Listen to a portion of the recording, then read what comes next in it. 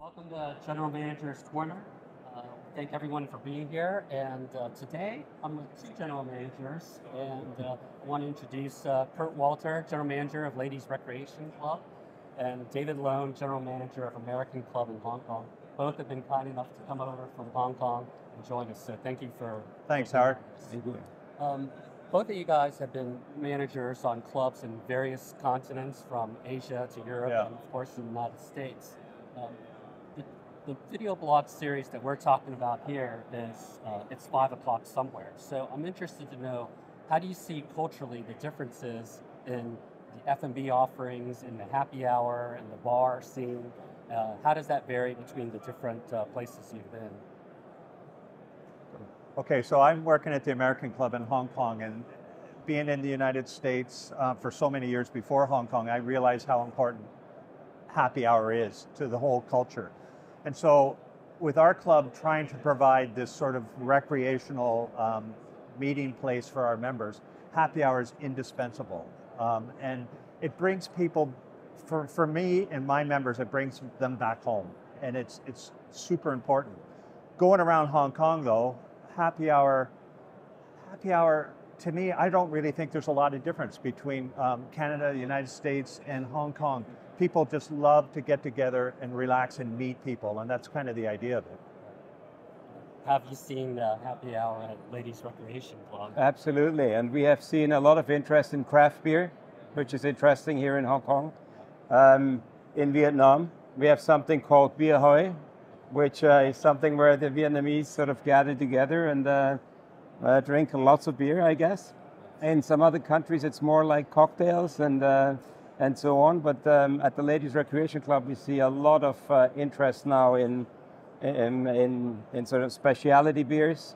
But as David sort of alluded, the good news is that around the world, wherever I worked, everybody wanted to have a good time, wanted to mingle, and wanted to sort of gather at any club that I worked at. And so that's definitely indispensable, as David basically highlighted.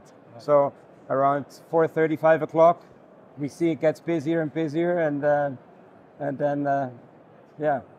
So speaking of gathering, and we're talking about the bar side, sort of shifting over to the F&B and the dining side. Yep. There's a long-term trend going on right now with sort of this migration from formal dining to a little more casual dining. Yeah. How have you seen that sort of manifest itself in your experience? Yeah, I think at my club, I think there's clearly a shift to more casual dining. We've got an incredibly good steakhouse in our club.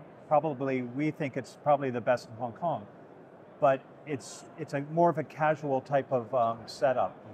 It has tablecloths and it's got fine napkins, but just the style of service and the personalized service is much more casual, I've found, than over the years. Every other outlet that we've got at our two clubs, we have two clubs, it's all what you would term a casual setup. Yeah, for sure. And we take that into consideration with every renovation project. When I look back in the 80s and 90s, we had actually tailor-made suits for everyone that came into the club. And we could clearly see that this is no longer something that members would like to see. They want to come dressed down rather than dressed up, but still expect excellence in terms of service quality, food quality, but in a more sort of relaxed and casual setting. But we still have debates at our committee level about dress code. And I've been in the business a long time, and every club you debate dress code. Should we allow running shoes into the Absolutely. Formal dining room? Yeah. It goes on, but it is definitely a shift towards much more casual. Like in our steakhouse, anything goes, basically. In our club, actually, we had to do away with formal shoes because these designer sneakers now, members wanted to come dressed down and be more in more casual footwear, and we had to accept it and change the rules accordingly. So speaking of change, clubs also just have evolved and changed over the years. Yes. What would you say would be the biggest challenge as clubs sort of address the next generation of members and users?